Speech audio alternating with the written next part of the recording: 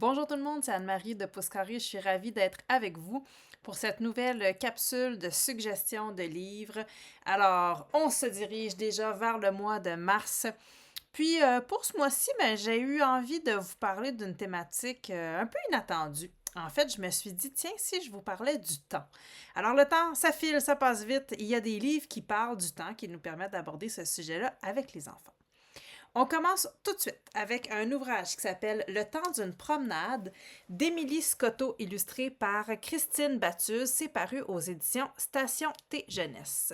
Alors, vous pouvez voir, on a de très belles illustrations et on va suivre l'histoire d'un petit personnage qui, vous l'aurez décidé, fait une promenade. Regardez déjà, les pages de garde nous donnent 3 façons différentes de calculer le temps, que ce soit avec le sablier, avec le petit coucou ou avec le cadran régulier. On a donc ce petit personnage ici de la petite lapine Gabrielle qui regarde, on nous dit comme tous les matins de chaque jour de l'année, Gabrielle admire son jardin, une tasse de café à la main.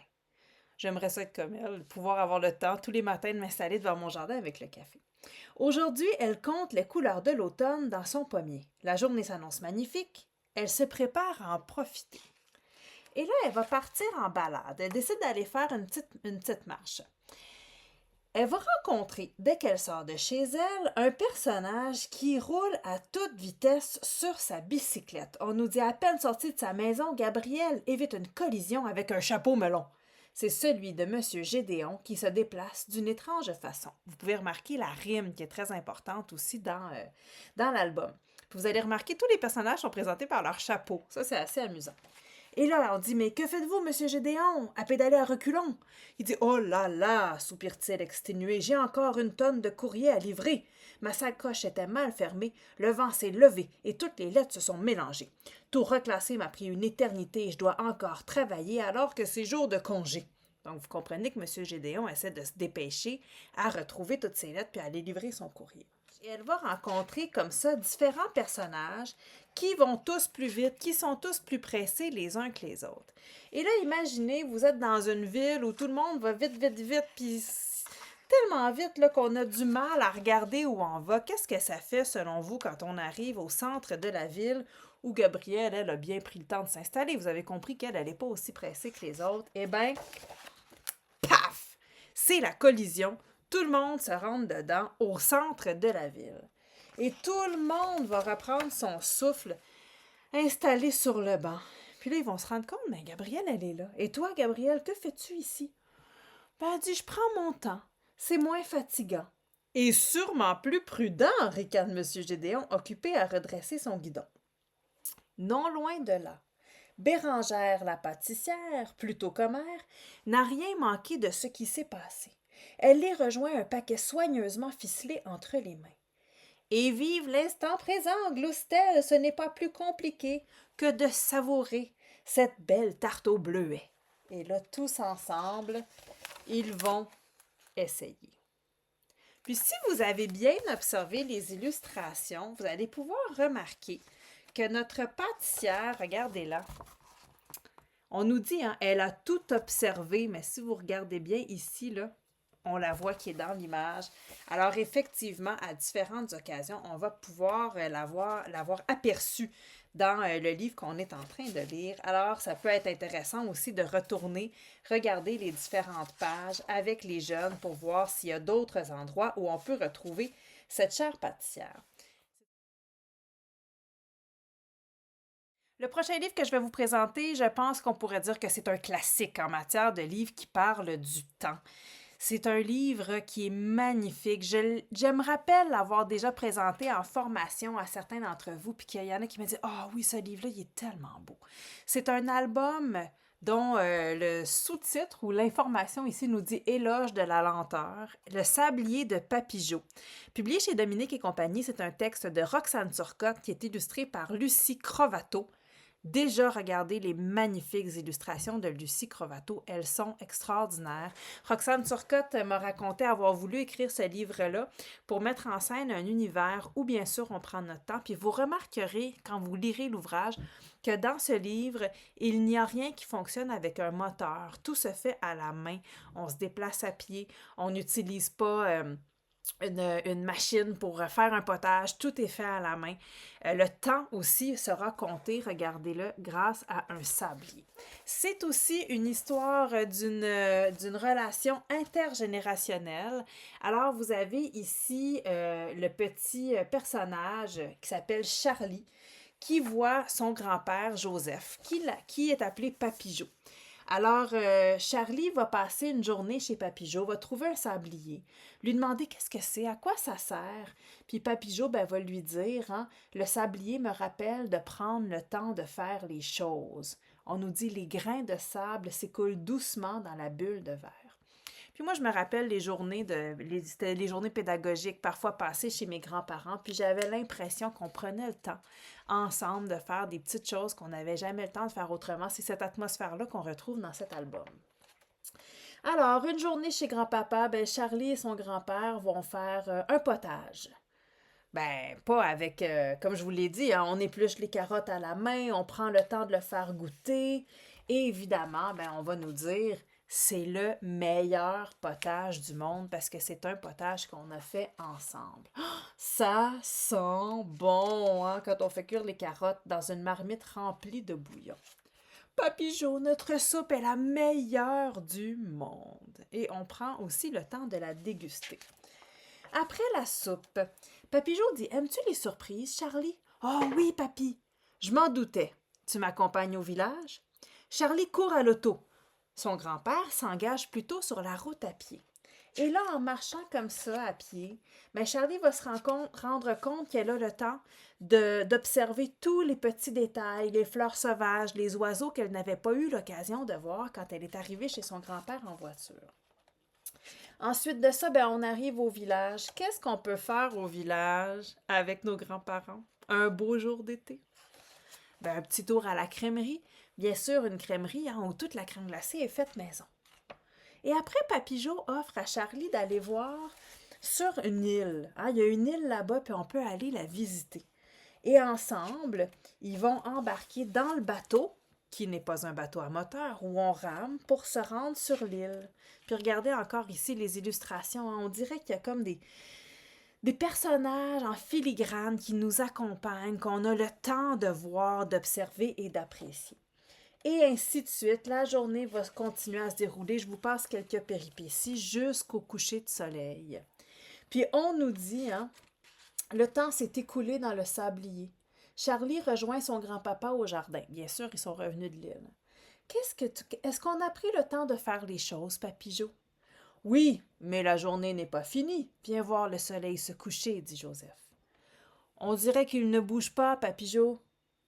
Le soleil n'est jamais pressé. Charlie et Joseph contemplent l'horizon jusqu'à ce que la lumière s'estompe. Puis, ils rentrent se coucher.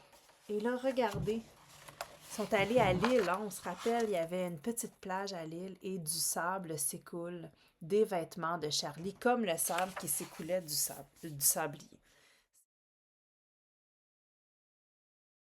Parler du temps, ça peut aussi vouloir dire parler de la patience. Puis la patience, quand on s'intéresse à la botanique, moi, je peux vous dire que ça en prend. Alors, je vais vous présenter un album qui est très intéressant, qui amène à penser justement à comment on peut faire des projets en ayant une vision de ce que ce projet va devenir dans le temps. C'est un album de Louise C. Bergeron et Bérangère Delaporte à l'illustration, publié aux éditions Bayard Canada Livres.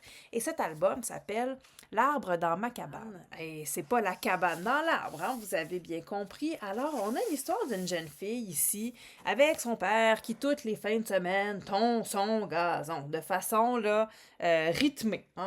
C'est rythmé dans l'agenda.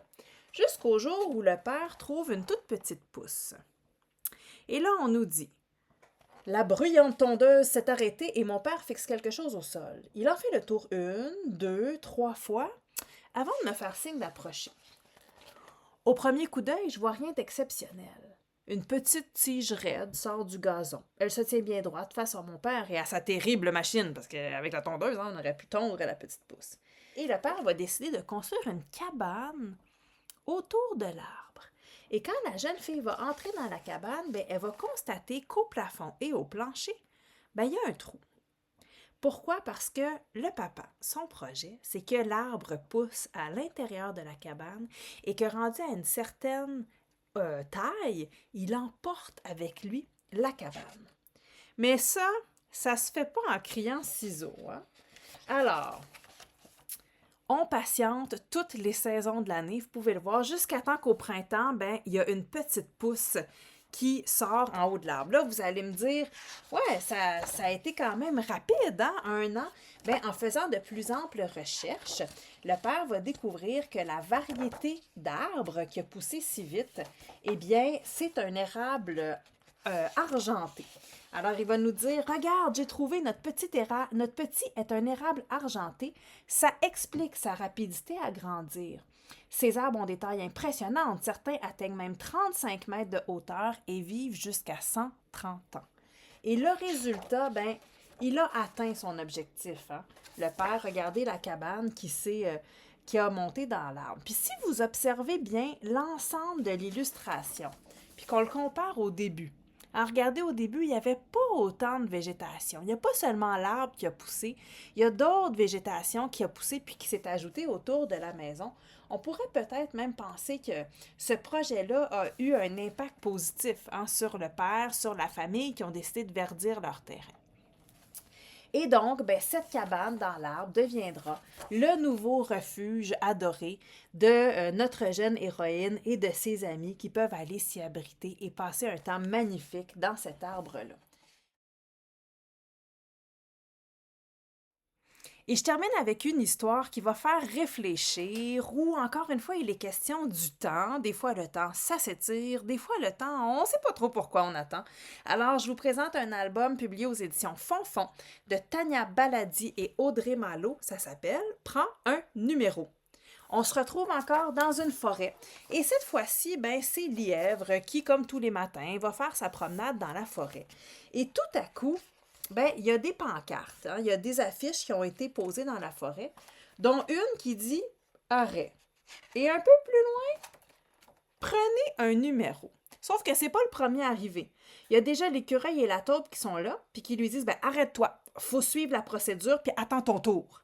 Il dit mais pourquoi je m'en vais juste faire une marche dans la forêt appartient à tout le monde. La taupe lui répond c'est écrit là, prends un numéro, puis c'est pas vrai que tu vas nous dépasser. Alors là, ben, Lièvre prend son numéro et commence à attendre. Et plusieurs personnages vont arriver comme ça, mais la petite machine qui donne les numéros va toujours rester au numéro 12. Ça avance pas. Arriveront d'autres personnages. Alors, vous avez comme ça le blaireau. Il dit, ben, ils lui disent, faut que tu prennes un numéro. Il dit, mais pourquoi? C'est écrit, prenez un numéro. Ben, OK. Et d'autres personnages vont se joindre à eux de fil en aiguille. Puis regardez, le temps passe. Il y a plein de symboles dans l'image qui nous dit que le temps passe. Alors, il y a un personnage qui s'endort. On va avoir aussi, ben, à un moment donné, des personnages qui vont commencer à avoir faim. Il y aura la nuit qui va tomber. Tout le monde attend toujours que change le numéro. Et là, quand on tourne la page, regardez. Nos personnages, ben, ils ont pris un petit coup de vieux. Ils ont des rides, leurs vêtements sont abîmés. Il y en a avec une marchette, il y en a un avec une canne. C'est des éléments qu'ils n'avaient pas auparavant. Et là, tout à coup, on nous dit il y a un anniversaire qui est célébré. Joyeux anniversaire, taupe. Le taupe dit merci, mes amis, le temps passe vite en bonne compagnie. Ils sont restés longtemps quand même, ils étaient en très bonne compagnie. Comment on s'est rencontrés déjà? N'y avait-il pas un lièvre avec nous? Le lièvre, cette année, il est parti, ça fait un bout de temps. Regardez, comme c'est curieux! Le numéro a changé! Oh, enfin, le numéro de la machine a changé. La machine fait même un petit peu de fumée. Bon, peut-être que la machine est en train de briser. Et là, on nous dit 10 ans plus tôt. Alors, on a un retour en arrière, 10 ans plus tôt, 2 humains. C'est toujours à cause des humains qu'il y a des soucis, hein. Attends, je crois qu'on a installé le matériel au mauvais endroit. Puis l'autre humain lui répond on n'a pas le temps de revenir en arrière, t'inquiète, personne s'en rendra compte. Ben, c'est à cause des humains qu'ils ont attendu 10 ans, tout le monde ensemble. C'est un bel album qui va amener à réfléchir sur les règles. Si tout le monde fait comme ça, je vais faire comme eux. Mais pourquoi est-ce qu'on agit comme ça? Est-ce que parfois on comprend pourquoi on essaie de respecter, on doit respecter une règle? Puis c'est aussi un album sur le temps qui passe. C'est un album, vous l'aurez peut-être remarqué, où les élèves vont avoir besoin de faire quelques inférences, c'est-à-dire de comprendre par l'image ce qui se passe, notamment comprendre que les personnages ont vieilli et comprendre le principe du retour en arrière. C'est vraiment très amusant, ça fait rigoler. J'aime bien les albums comme ça qui finissent avec un petit punch, avec une petite surprise. Et voilà, j'espère qu'avec ces quelques albums, vous avez eu des suggestions de lecture qui vont vous inspirer pour vos prochaines animations dans les classes avec les enfants. On dit que le temps passe vite, alors moi je vous dis déjà à la prochaine.